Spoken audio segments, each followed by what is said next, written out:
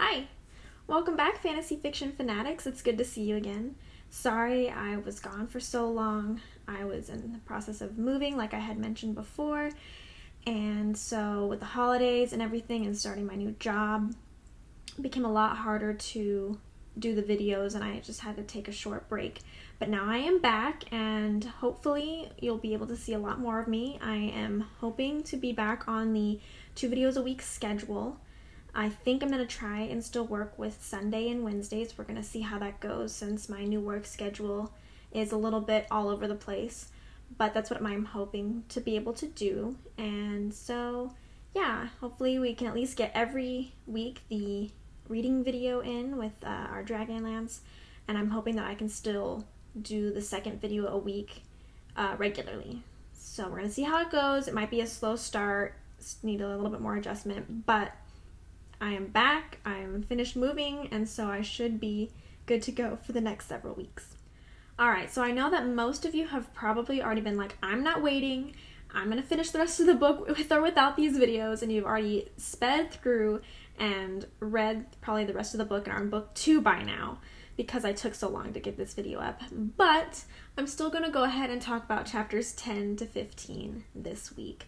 So hopefully you can backtrack a bit, maybe skim over it if you need to, in order to remember what happened. But I will also do a recap in case that you have forgotten. And I'd like to mention that this is more of the meatier chapters coming up. These chapters that we've read, they've become a lot more substantial, a lot more things happening, a lot more important aspects happening in them, and we've got a lot of things going on. So let's go ahead and recap. First, we're left from the previous video where we stopped with meeting the Forest Master, but they didn't know who the Forest Master was. So they finally get to meet the Forest Master and discuss things with the Forest Master, which turned out to be a unicorn. And the unicorn says that they must go to Zax Sarath in order to get this gift within 2 days, the greatest gift of mankind. So they debate, and Tanis has a chat with Roselyn, who convinces him that they should go and get this gift. So he convinces everybody else, and they all decide to go, and the Forest Master lends them some Pegasi to fly them there, so they'll make it in time. But because of the great evil that the Pegasi senses from them, that area of the world, they don't fly them all the way. They leave them in some plains, and they wake up and they see Kueshu, Gold Moon and Riverwind's village, on fire. And they go and they see the destruction and everything like that, and it's really hard for them, so they waste almost a full day doing that. But then they realize that they have to go on despite this horrible occurrence. So they continue and they go, only to be attacked by some draconians, where everyone but Tass and Flint is caught and captured. So Tass and Flint follow them and have to save them by Tass becoming the Wickard Dragon, the fake Wickard Dragon that they were all paying reverence to, and saves them from their captivity. And then they end up at Zoxtharos on time, where they meet a real dragon, and we leave in such a great spot with Riverwind being burned alive, but is still living. He hasn't died from it, but he has been burned beyond repair. So, a lot of things that happen in those chapters, a lot of substantial things that we can talk about. The first thing I want to talk about is going all the way back towards the beginning of the chapters with Tanis and Roselyn's dynamic compared to the rest of the group. How their relationship works outside of the rest of the group, or compared to Tanis's relationship with the rest of the group. And we see a lot with Tanis that he is not comfortable with Roselyn. He finds him very auspicious, very disconcerting, very hard to understand and hard to accept. He is very uncomfortable with Roselyn a lot of the time, especially in the chapter when they escape with the from Tanis becoming the Wickard Dragon, where Roselyn is laughing and it just sets Tanis off. Like, it's just off to him. He doesn't get it. It sounds terrible to his ears, and everybody feels this way.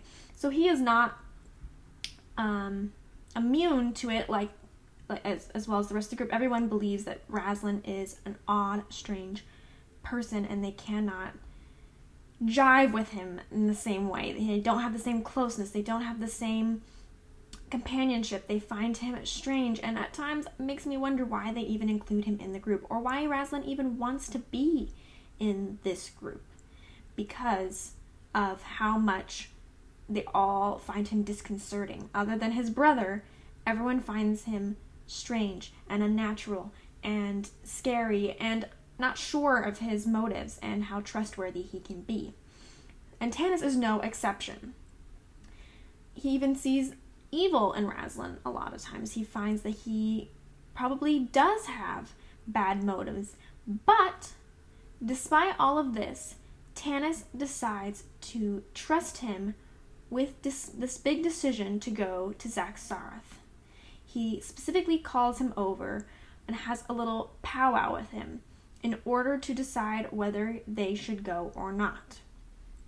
So he takes him away from everybody else.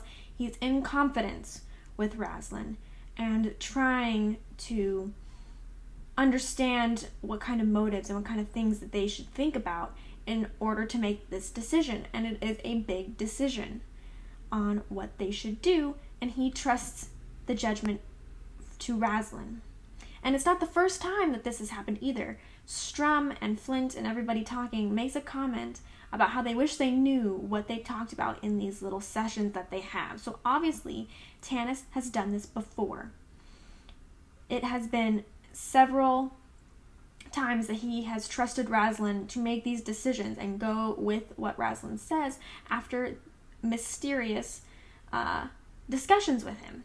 And everyone finds it a little interesting that Tanis would go ahead and trust Roselyn with these kind of things. So, and in the end, Roselyn does say that they should go, and that is why Tanis decides that they should go, because of the reasoning that Roselyn gives for them to go. Which I find very interesting. He doesn't trust him, and yet he trusts him. And yet he has a role to play in these big decisions. Obviously, everybody else in the group does not trust always the judgment to talk to Roselyn and make him be the deciding factor on what he says, but Tanis lets him be that.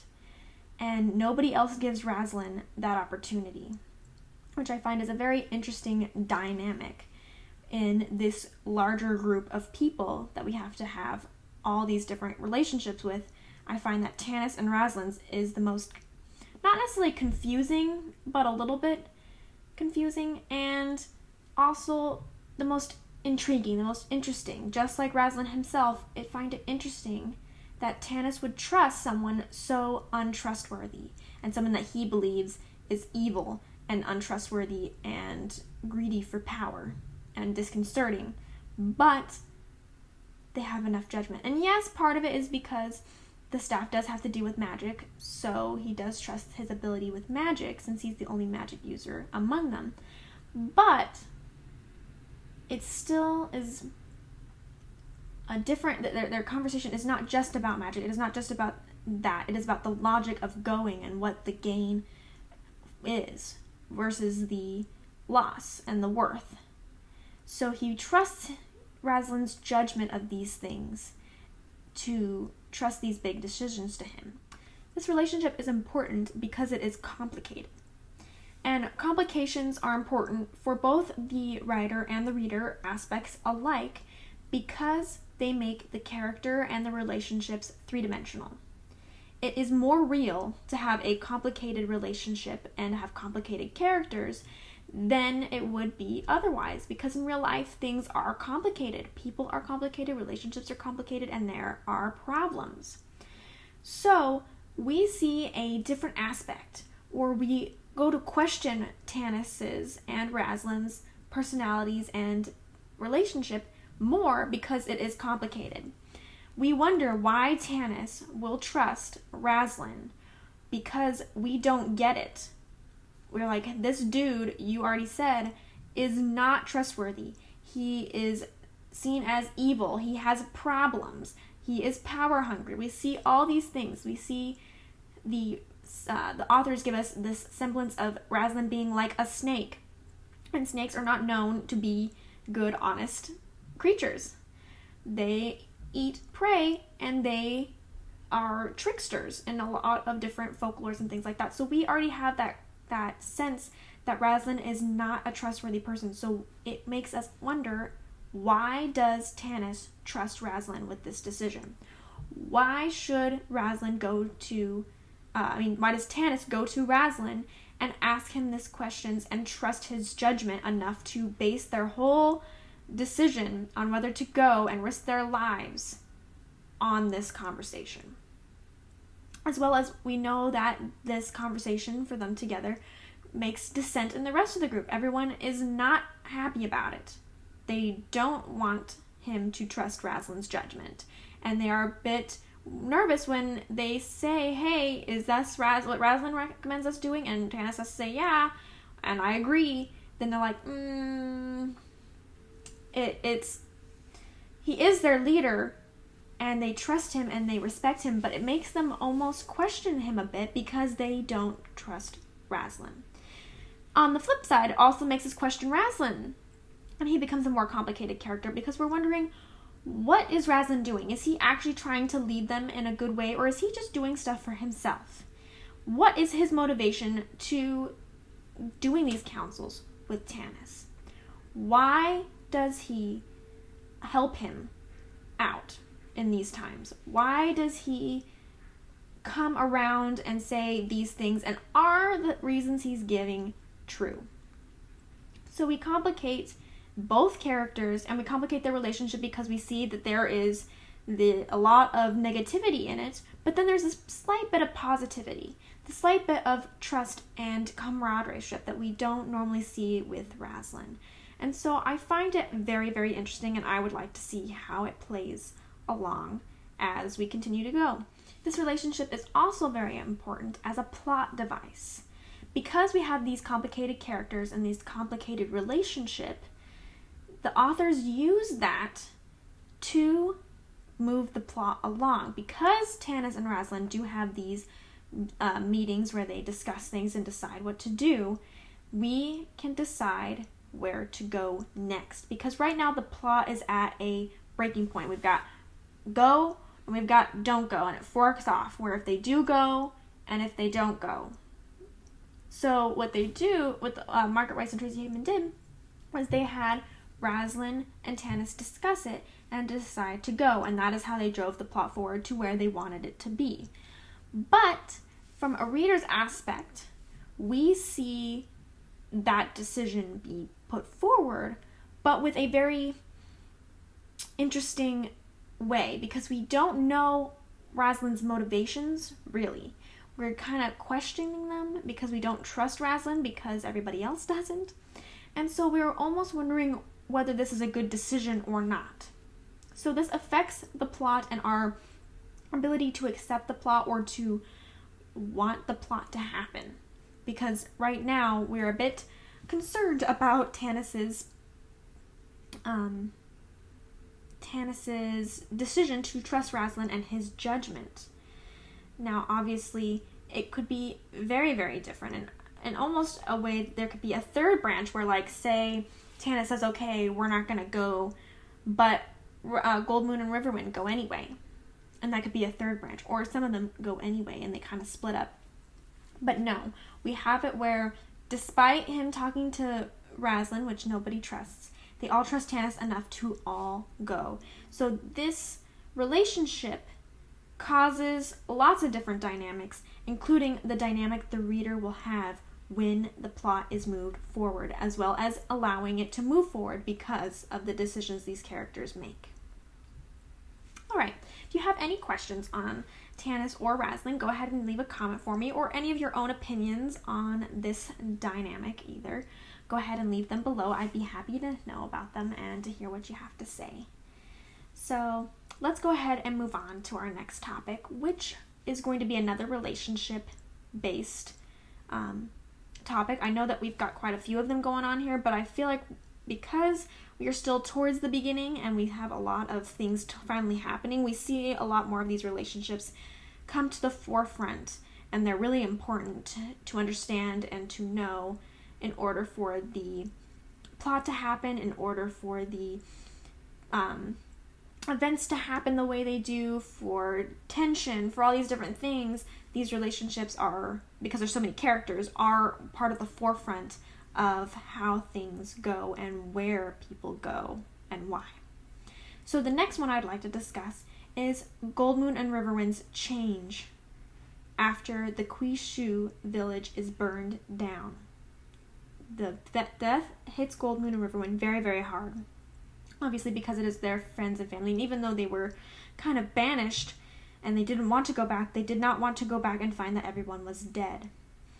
As well as we see the rank dynamics come into play here, because Goldmoon is now, technically with the death of her people, considered the chieftain of their people, including Riverwind, which had not really hit him until after everyone was dead, that he realized that he was going to be with a chieftain once she had to take over. So their dynamic becomes strained on Riverwind's side, not Goldmoon's, which is, I think, an important dynamic to understand that only half of this relationship is strained. It is strained because Riverwind's pride and his inability to be okay with the fact that he is dating someone of a higher rank than him. So we have two different things. We've got their relationship and we've got the rank question and how that plays in. So it really develops the characters, and especially Riverwind, because you finally see how he sees rank and people through this. Even though he's in love with Goldmoon, he cannot set aside the fact that she is a chieftain and that she will have to be the leader of the people and do things that he might not like and to be able to tell him what to do. She does not see it this way because she is that chieftain, but she does not see it as a problem like he does. He cannot get over the fact that he is a lower person and must listen to her, or how he will be seen if he were to marry her, to be seen as the chieftain's husband. So we really see his character and his struggles come to light. We did see a little bit of his prejudices and things like that at the beginning against Tanis, because he was not didn't have very good views of elves and things like that. But now we see his prejudices in his own system. We see that the rank does matter to him.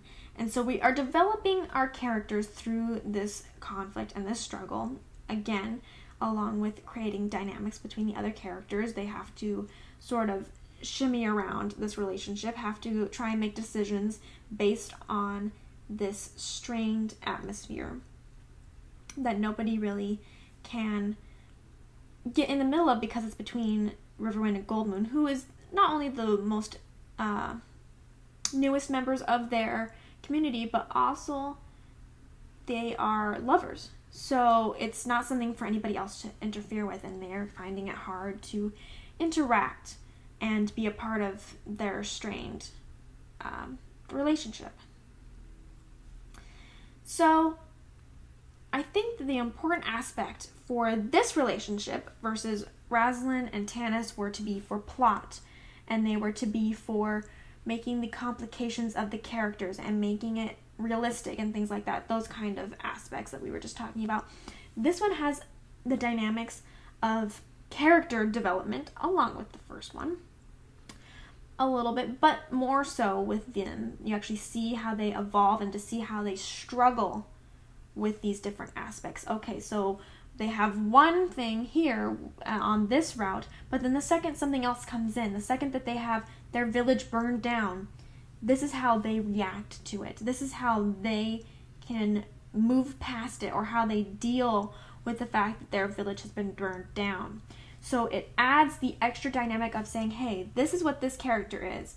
Now, if you add on this is how it will affect this character and this relationship and the people around them.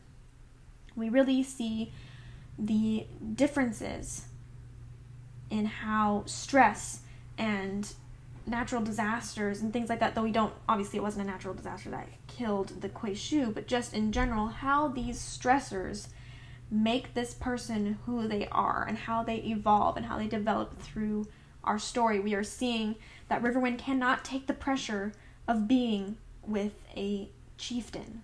He could understand being the chieftain's daughter, because she didn't have any of the responsibilities of being a chieftain, but now it has dawned on him that he has to be with a chieftain, and that he cannot handle. And that is why now he is very strained. Despite how much he loves Goldmoon, he is having difficulties with that.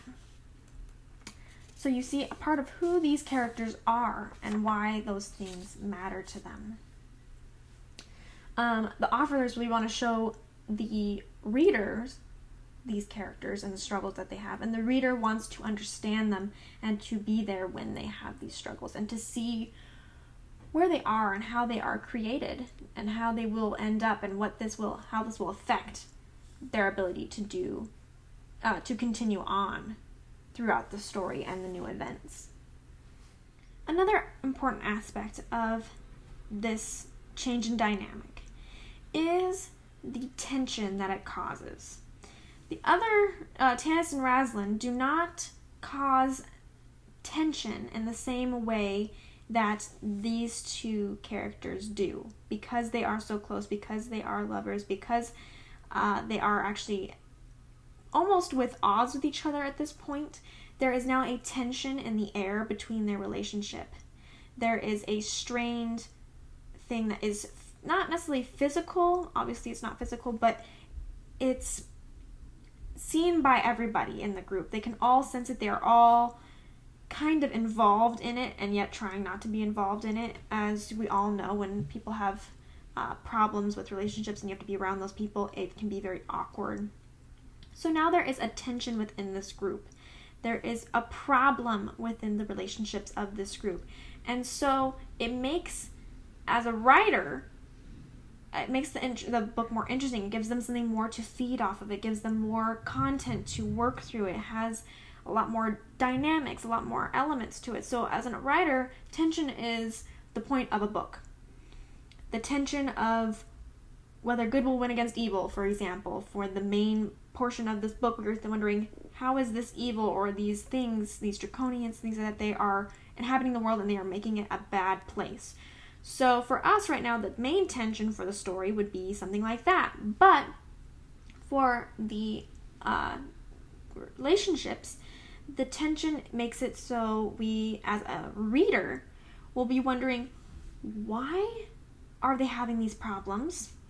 And how are they going to solve them or get through them enough to survive and get to the next thing? Or will they survive? Will it cost them their lives because they cannot do this? How will the reactions that they have and the problems that they're having together affect the story, affect them going forward, affect what's going to happen to them? Will they still be able to work together? Will they still be able to make it through these hard choices? Will one of them storm off and never come back? Will one of them get killed because they're refusing to talk to each other, or whatever else it could be? It makes the reader find that it is unknown, that this relationship causes added stress and added problems that we cannot know until it happens how it's going to play out. Will they fix it? Or will it continue to fester and get worse and worse until something bad happens because of it? So the tension of this is really important in this time, especially because they're going to an unsafe place and they're having a lot of these problems. But Riverwind is not able to put away his ideas and his thoughts in order to keep Goldmoon safe. Instead, he is acting rude toward her. He is having cases where he is trying not to be affectionate for her. He even, at one point when they finally do get to Zaxxarath, he has a moment of weakness where he looks happy and longing and wistful about Goldmoon, and then he hardens himself because he does not want to have that connection to her, and he is breaking himself off from her, ruining his own relationship and love for her because he cannot get over his pride and the problems that he has with her being a chieftain and her being over him. So it's really important relationship and dynamic change for a lot of different reasons, and they really impact the story a lot. So again, any comments on that relationship, go ahead and put it down below. I'd love to hear your thoughts and everything. I think that's it for right now. We're going to see how they continue to go, see if they fix things or not, or if at this moment Riverwind might be dying and we'll never get to know. He might be the last of Riverwind and he will not be able to fix it with her. We'll just have to see. For the next topic, I thought we'd discuss dragons, since we have now had 2 dragons in the story. We've had a fake one and we've had a real one, and I find it very interesting that these dragons come back to back in chapters. We've got the chapter 14 with the Wickard Dragon, and we've got chapter 15 with the real dragon. As well as it's the first time we've seen dragons in this story at all yet. So first we've got the fake dragon that Tas ends up saving everybody with by climbing inside and pretending to be the dragon and flapping its wings and setting it on fire and almost setting himself on fire. My first question on this matter was, did anybody else guess that the dragon was Tas at first? And does anyone else think that Tas is amazing because he would climb into a dragon and have it flapping around and find it amazing? Not only did he fly around in a dragon, he originally had to go up to that dragon and decide to look inside of it in order to know that it was a fake dragon. And Flint had originally said, I guess, why don't you just go and tickle its foot, why don't you? And he thought that was the best idea ever. So, I don't know about you, but I think Tas is the most amazing character ever. But anyway, let's move on from that before I get too in-depth on talking about how amazing Tas is. What I'd like to discuss is the Wickard Dragon in general and how it is portrayed. So we specifically switch from Tas and Flint's point of view back to Tanis' point of view and see what's happening in the cage, because the author did not want us to know about the Tas being the dragon. They wanted the unknown fear of this dragon is suddenly coming to life and the heroes have no way of escaping. Of course, it did not, sorry, I can't speak, let me get it together. At first, we thought the dragon might be real. Let me know if any of you guessed that it was Tas, or if you thought he was fakey or anything else. Down below, I'd be really interested to see how you first took that. But it is supposed to be where we are considering that it's probably real. We don't know what's happened to Tas or Flint. We don't know what's going on. And they might have just vanished. We don't really know what's happening with them because we're from Tanis' point of view. All we see is that there's a lot of fear from the Draconians, and suspicious from some of the Draconians because they mentioned how only when the priest is around does the dragon talk. So obviously that is a hint, hint, wink, wink, saying, hey, something's wrong with this dragon. It's not as it seems it should be. But the characters in the cage, all the main characters in the cage, thought that the dragon was real. All the Draconians believe that the dragon is real. But we only see, for the Wickard Dragon, we only see the fear really coming from the Draconians. Sure, Tanis and everybody else is concerned that there's a dragon, but they're not afraid in the same way as the Draconians stepping back and like, oh crap, like what's happening? Is it gonna shoot fire at us? What's going on? And Caramon even decides that he's going to fight this dragon. That he wants to have an armored fight with this dragon to see who wins. So we see that it's like flapping its wings. It's kind of unstable. And once we finally know that it's Tass, we see really that it's kind of acting weird. It's not just flying off the ground. It's just flapping its wings around and rustling around. And you can kind of see even more how it looks kind of unreal. Then we switch over to the next chapter where we don't know anything about this dragon until it is swooshing up into the air from the well. And this is where we're going to have our contrast for, first of all, there's the dragon fear that is mentioned by the dragon. And everyone is scattering. There is no Caramon trying to fight and wield off the dragon now. Everyone is bolting and running and scared out of their mind. Scared out of their mind. And it's not just because it's a dragon, it's because this dragon is real. And it has a property or whatever else of, you can sense that this is real. And so there is more fear. There is no Tass in this dragon. This dragon is literally flying out of this well and going to destroy us all. And it's also interesting because we see it from the dragon's point of view. We see that the dragon has lost the staff to them, and she doesn't know why it was lost and couldn't get it back, but now she's ready for revenge. So we see the perspective of the dragon, which I find is very interesting. I'm not entirely sure exactly what I feel like the authors were trying to portray with that, yet I'd have to think about it a little bit more, but I find it very interesting that they jump to the dragon in this moment. Maybe it's just to confirm that this is where the staff was. Maybe it's to add the question of like, hey, if this was in the dragon had the staff and was guarding it, how did Riverwind get it? Because he said that someone had given it to him, so obviously it wasn't the dragon.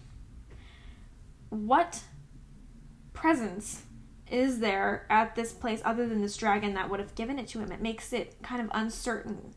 We're now wondering what's happening and how is it going to work with this dragon now having its revenge. The dragon believes that no one's going to escape. It can't see everybody with the dragon fear and the darkness that it covered the area with, but she has confidence that she's going to get this staff back and burn everybody alive, which obviously doesn't happen, at least at this point. We don't know where the dragon has gone, really, at the end of this chapter. All we know is that Riverwind was burned to a crisp.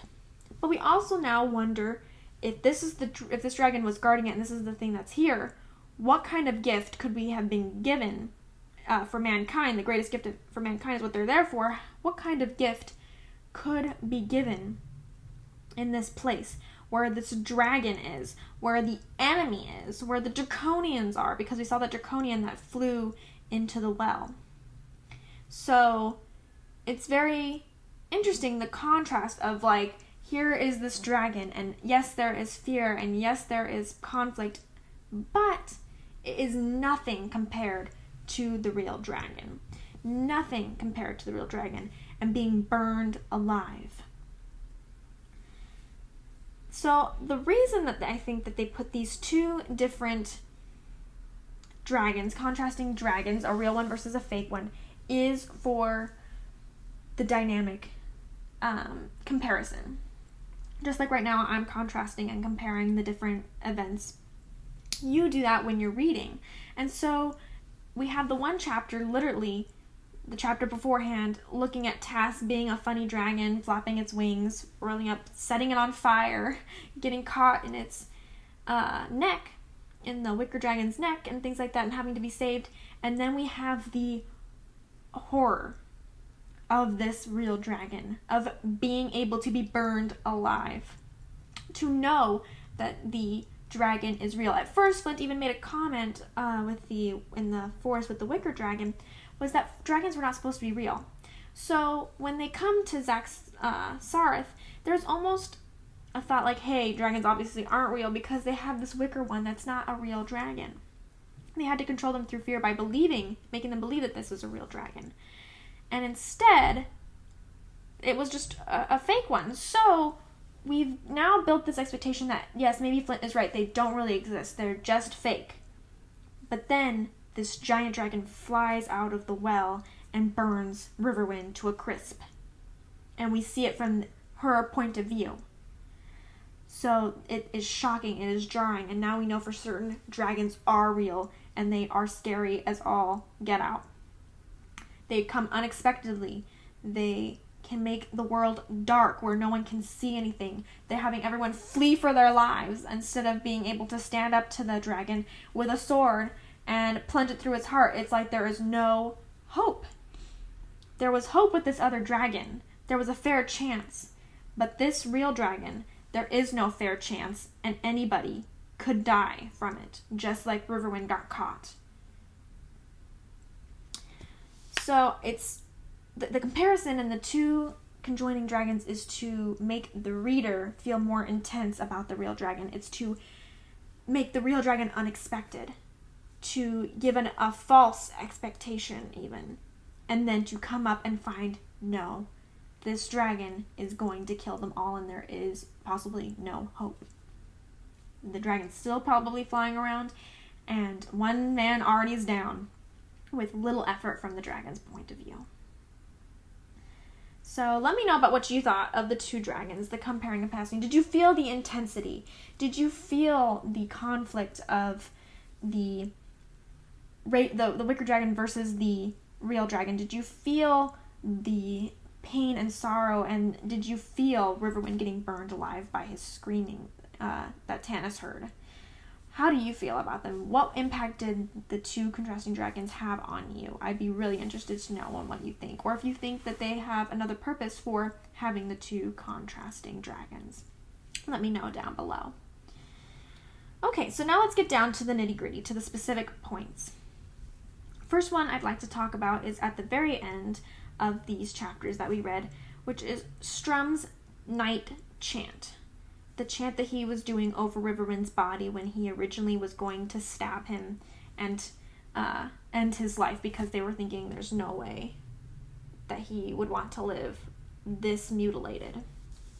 So for me, in my book, it's on page 172 and 173, and I would just like to really quick read it just because it's really short. And I find they always have these kind of poems in here with the knights and things like that. And I just find them very interesting, and I'd like to read them out loud together. All right. So he's lifted the sword. It's poised above Riverwind's chest. Return this man to Huma's breast beyond the wild impartial skies. Grant to him a warrior's rest and set the last spark of his eyes. Free from the smothering clouds of wars, upon the torches of the stars, let the last surge of his breath take refuge in the cradling air, above the dreams of ravens, where only the hawk remembers death. Then let his shade to whom arise beyond the wind, impartial skies.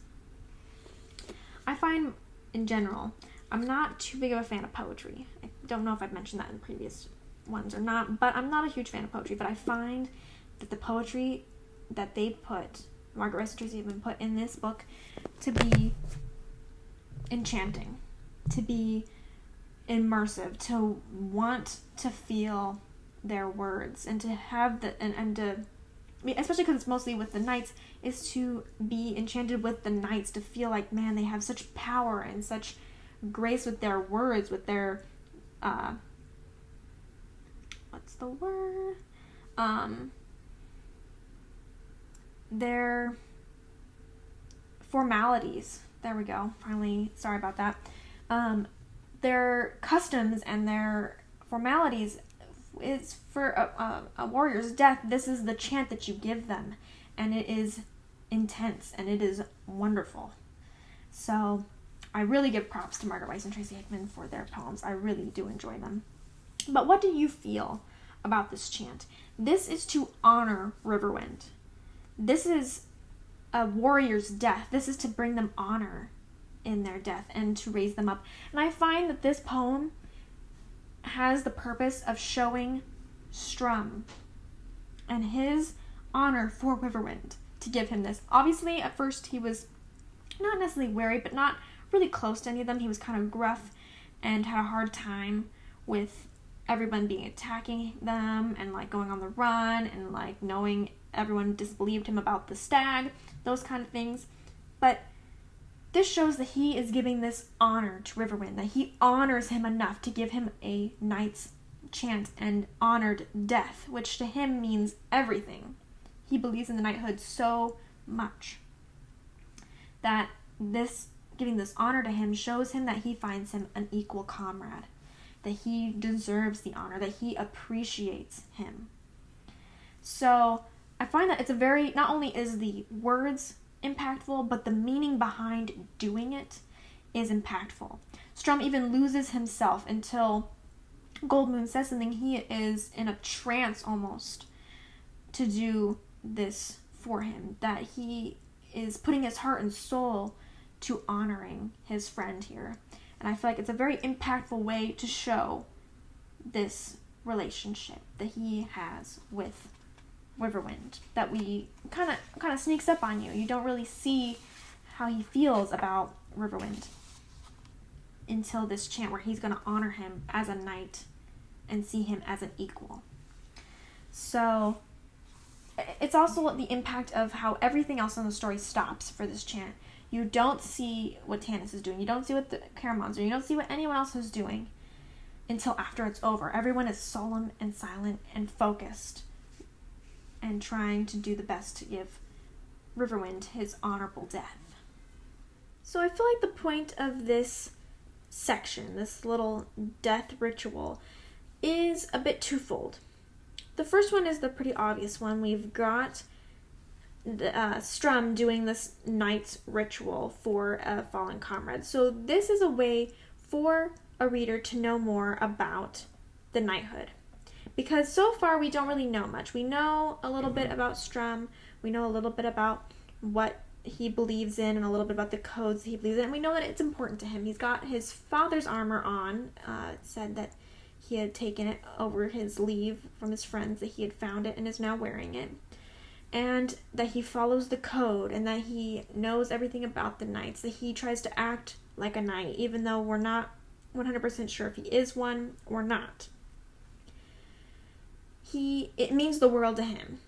And so with that, we see more and more about the knights as we continue on. Even if it's the least amount that we know, we're getting another bit.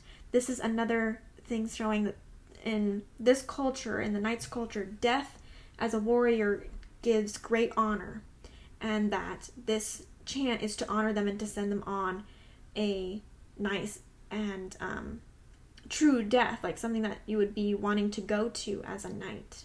Because every culture has their own rituals and beliefs about death, since everybody dies. And that this is this one, and he is honoring Riverwind with what he believes is the true death that someone would want to have. So we're seeing a little bit into Strum and a little bit into the knighthood with this chant. The second thing we're seeing is a dramatization. Is that the word? There we go. Dramatization? Maybe? No. Yes, no. Let me know if that's a real word down below. But anyway, you get what I'm trying to say. Of this death. We don't want the good guys to die. At least me personally, as a reader, I don't want Riverwind to die. I like Riverwind. I don't want him to be burned alive by a dragon. I really don't. So we are having this ritual taking place that is making the death be drawn out. There we go. To be drawn out. And we don't know what's going to happen. We don't know if he's going to actually kill him or if something's going to happen before this, before he can finish the blow and give him a final death. We don't want him to do, we want him to be saved. Whether we think he can be saved or not does not matter at this point. At least for me, I want there to be a way for him to be saved. I want him to make up with Goldmoon. I want him to be a part of this group and to continue forward, because he finally has learned to be in this group. He even told Tanis that he saw him as a brother, and that is a big step for him, because before did not even want anything to do with the elves. Nothing. He thought a lot of bad things about elves, but he has come to be very close to Tanis and to this group, and to feel the camaraderie that they have, and to be a part of this group. And so we don't want the good guys to die. So we have this build-up of a lead-up to being like, here is this death that we are waiting for, and we are waited with bated breath, because we really would rather have something happen that makes it so he doesn't have to die. And then if he really does have this killing stroke, it's like kind of like in a reality TV show where they like, okay, here's the winner, and now cut to commercial break. And then you're like, oh, I have to wait this whole time to see what happens and to see who won. Well, it's the same thing. We are coming up. He's obviously dying. He's burned alive. His organs are showing. But somehow he is alive, which as a reader, it's like, what? I expected him to be dead. And they expected him to be dead. How is he still living? Is there a chance? Oh, Strum's about to end his life, because they're like, hey, show him mercy. He's not going to have much of a life like this. He's just going to be in agony. So end it for him. And we're like, okay, crap. Like, we don't want him to die. No, no, no, no. And then this ritual comes to place, and we are drawing out. Is he really going to die? Is he really going to have to end Riverwind's life? And we find out in the end, no. Goldmoon stops them. And we don't know why yet. We don't know what's going to happen, if he's going to be saved or not yet. And so now, again, we've been stopped and a chapter break. So what's going to happen? We want to turn the next page. We want to find out, and we want him to live. All right, last thing for these set of chapters, I wanted to talk about a very specific moment where Roselyn says that they were chosen. I think it's a very interesting comment to make, because he says that he believes that they were chosen for these tasks, but he doesn't know by who. So it keeps coming back a little bit to him, with him saying that this stuff is destiny. We have the part with like the stuff with the stars and talking about the gods, and we've got him saying that they were chosen, and oh hey, the stuff with the old man, that old man's really the one that made them fall into this mess. What does that mean? All this stuff saying, kind of leading up to thinking that they are part of something much bigger and that they were chosen, which Roselyn eventually comes and right out and says. And so the authors are trying to build anticipation. We're continuing to try to build questions in the reader, so we continue to move forward and want to know what happens. We are continuing to want to see how what's going on. Who chose them? With Roselyn saying that, you're like, oh, someone chose them? Well, who? We want to know now too. Like, what's going to happen? How are they going to get them? What are they being chosen to do exactly? Sure, we've got the staff, but really they're just kind of running around wondering what the staff is, and they're just being chased for it, and they're just saying, okay, these are the bad guys, we're not going to give it to them.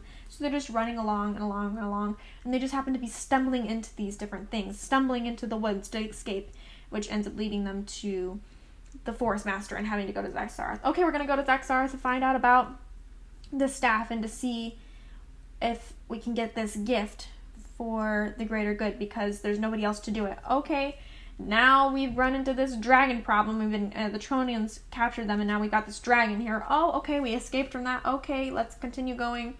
Oh, now we have a real dragon that's burning us to a crisp.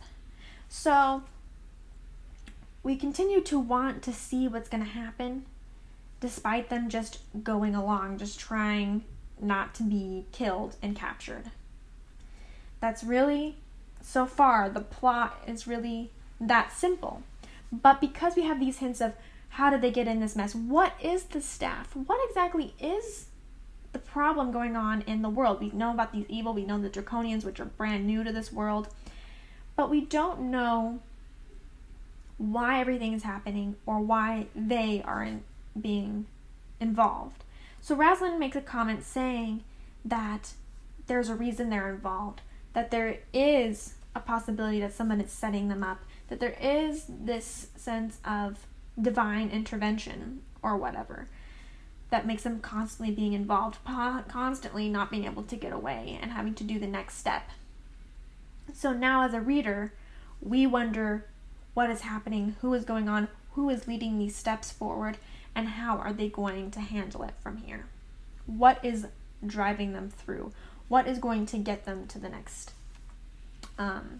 portion? And will we find out exactly what is going on? Because right now, nobody knows. They just know about the staff, and they do know that, like, draconians are in the world, but we don't know anything else. So we're going to have to see, as we go along, if we find out the answer to this question, or if we're going to keep wondering, keep anticipating, and keep reading.